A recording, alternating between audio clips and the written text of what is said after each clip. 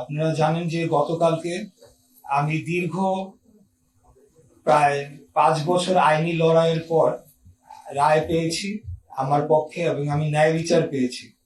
এখানে একটি কথা বলতে হয় যে কেউ কেউ বা একটি মহল তারা কিছু হয়তোবা তাদের বোঝার কমতির জন্য এই বিষয়ে তারা তাদের যে মতামত দিচ্ছে সোশ্যাল মিডিয়া সহ বিভিন্ন জায়গায়, সেখানে কিছু তথ্যের ঘাটতি রয়েছে। অনেকে হয়তো মনে করছে যে 5ই অগস্ট 2024 পর এই মামলাটি দায়ের হয়েছে বা আমরা হয়তো এর পরে এসে এই প্রক্রিয়াটি সম্পন্ন করেছি। আপনাদেরকে বলতে চাই যে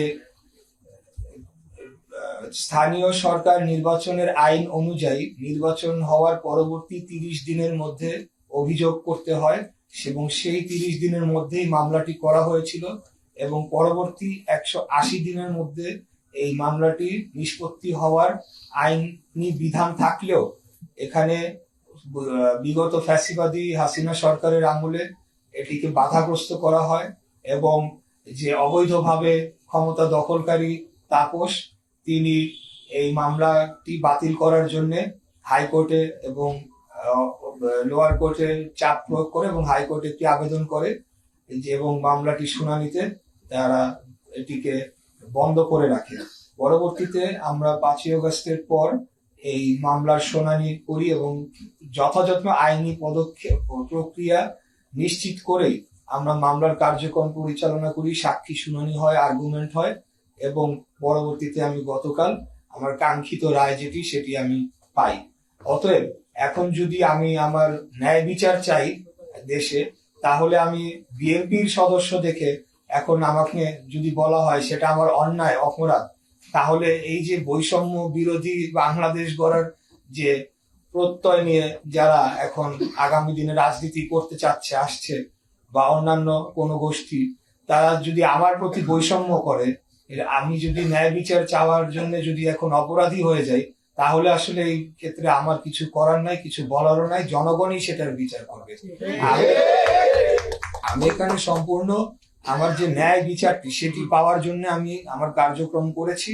এই রায়টি হওয়ার কথা ছিল আরো 4.5-5 বছর আগে, 180 দিনের মধ্যে, কিন্তু স্বৈরাচারী শেখ হাসিনার আমলে এই রায়টি আমাকে দেয়া হয় নাই।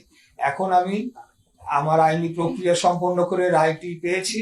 পরবর্তীতে যেটি ইতিমধ্যে আমরা গতকালকে আপনাদেরকে বলেছি যে এটা পার্টির হাইকমান্ড সিদ্ধান্ত নেবেন এবং সবকিছু বিচার বিবেচনা করে সিদ্ধান্তটি নেওয়া হবে, সেই অনুযায়ী আমার পরবর্তী পদক্ষেপ আমরা নিব। আমাদের মূল উদ্দেশ্য যে আমরা যে একটা উদাহরণ রেখে গেলাম, এই যে এই আইনি লড়াইটা সম্পন্ন করার জন্য শুরু থেকেই আমরা লেগেছিলাম, তার মাধ্যমে অবৈধভাবে যে ক্ষমতা দখল করেছিল, একটা ভোট রিগিং করে যে মেয়র পদটিকে দখল করা হয়েছিল, সেটার বিরুদ্ধে যে একটা আইনি ভিত্তি প্রতিষ্ঠা করলাম, সেটার কিন্তু একটা সেই বিষয়ে কিন্তু কোনো অ্যাপ্রিসিয়েশন কিন্তু এই মহলটি দেখাচ্ছে না। তারা ফোকাস করছে শুধুমাত্র যে আমরা এখন মেয়র পদে বিএনপি প্রার্থী যাচ্ছে এখানে, কিন্তু আমরা যে একটি আইনি উদাহরণ দৃষ্টান্ত স্থাপন করে গেলাম, সেটির জন্য তো তাদের আমাদেরকে ধন্যবাদ দেওয়া উচিত ছিল যে আমরা একটা আইনের যে শাসন সেটির জন্য আমরা কাজ করে যাচ্ছি। তো এটা হলো আমাদের মূল উদ্দেশ্য, মূল লক্ষ্য, যে আমি কিন্তু হারি নাই, আমাকে হারিয়ে দেওয়া হয়েছে, অতএব সেটা কাগজে কলমে প্রতিষ্ঠা পাক, সেটাই আমাদের লক্ষ্য ছিল। ঠিক আছে, এটাই হলো গিয়ে আমার ওই বিষয়ে আমার বক্তব্য।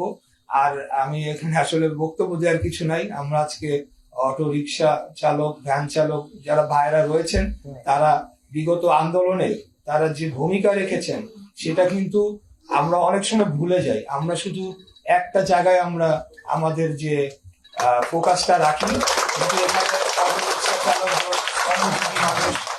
শ্রমজীবী মানুষ, রিক্সা চালক, ভ্যান চালক, এখানে মাদ্রাসার ছাত্র, প্রাইভেট ইউনিভার্সিটির ছাত্র, মহিলা, শিশুরা সবাই মিলে কিন্তু জীবন দিয়েছে এবং